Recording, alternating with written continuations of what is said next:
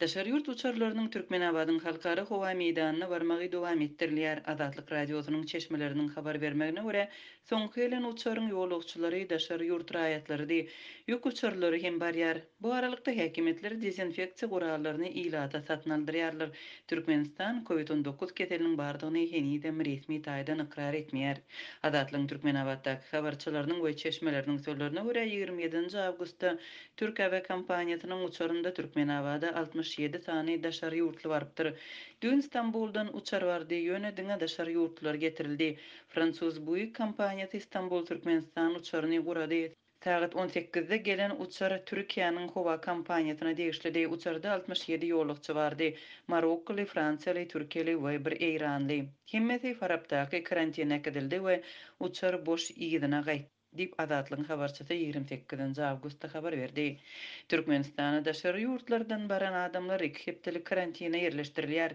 Azatlyň habarçysynyň sözlerine görä, daşary ýurtlar Farab etrawyndaky karantin zonasyna ýerleşdirilipdir. Resmi medeniýete görä, bütün dünýä Saglyk Guramasynyň wekilleriniň Türkmenistana tapar eden wagtynda iýul aýynda açylan bu täze karantin zonasynda koronavirusly näsaglary saklamak we bejermek üçin ýokary oňoýluklar döredilipdir. Habarçylarymyz Türkmenabadyň aeroportunda polisiýa gözegçiliginiň bir güpçün edilýänligini hem aýdarlar. Surata we video almak gadagan edilýär. Bir ýolagçy uçardan düşüp gelýärkä özüne surata düşürdi. Bir polisiýa işgäri ondan selfie suratyny derrew aýyrmagy talap etdi diýip habarçymyz belliýär.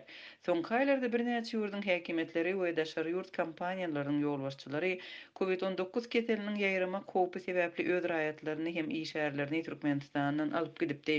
Awgust aýynyň başyndan beri käbir gurulşyk kompaniýalarynyň işgärleri Türkmenistana gaýdyp başladylar. Soňky günlerde Türkmenistan pandemiýa sebäpli ençeme aý bäri daşary ýurtlarda galýan öz raýatlaryny hem ýurda getirip başlady. Türkmen raýatlary 2 hepdelik karantina Türkmenabad şäheriniň ýokunç keseller hassahanasynyň golaýynda dikilen çadyrlarda saklanýar. Azatlygyň çeşmeleri häzirki wagtda Türkmenistana her gün birnäçe ýük uçarynyň hem barýanlygyny aýdýarlar. Olaryň maglumatlaryna görä 27-nji we 28-nji awgustda Türkmenabad şäherine baran uçarlar ýurda azyk önümlerini esasanam doňdurulan eti alyp barypdyr. Dün we şu gün her gün iki uçar ýük uçary Hindistandan et getirýär. 2 günde 4 reis boldy. Doňdurulan gäwmiş etini getirýärler aeroportdan göni doň önümleri daşaýjy ulaglara ýükläp sklada gidýärler. Bu et harby bölümlere we keselhanalara berilýär diýip Azatlyň Türkmenabaddaky habarçysy 28-nji awgustda aýtdy. Bu aralykda yerli mektepleriň mugallimleri gyzgyn ölçeýän we dezinfeksiýa edýän enjamlary satyn almaga mejbur bolýarlar. Habarçymyzyň sözlerine görä, hususan da Farab etrawynyň 1-nji we 5-nji mekteplerinde mugallimler arasaçylyk işgärleri we garawullar dezinfeksiýa temperaturany ölçemek üçin gurallary we dezinfeksiýa suwuklyklaryny satyn almak üçin pul tapşyrmaly edilipdir.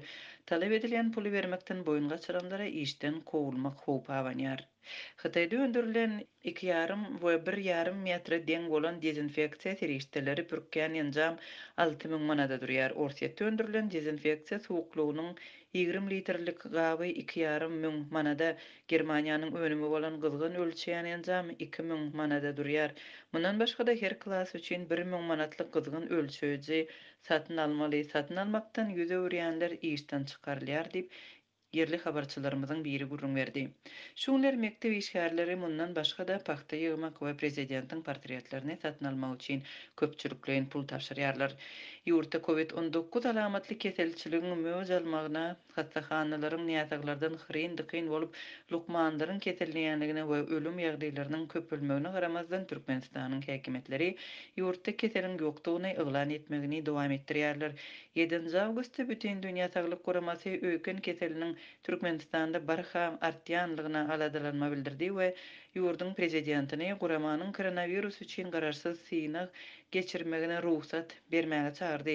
Iýul aýynda bütün dünýä Saglyk Guramasynyň COVID-19 boýunça bilermenleri Türkmenistana baryp gaýtdylar hem türkmen häkimetlerine koronavirus ýurtda bar ýaly hereket etmegi maslahat berdiler. Türkmenistan öz territoriýasynda koronavirusyň bardygyny resmi taýdan ikrar etmeýän hem bolsa, bu kesele garşy görüşmek üçin bütün dünýä Saglyk Guramasyndan, Birleşen Ştatlardan we Birleşen Arap Emirliklerinden insanperwer kömegini aldy. Şeýle hem Orsetden 8 million dollar töweregi derman hem medisina enjamlaryny satyn aldy.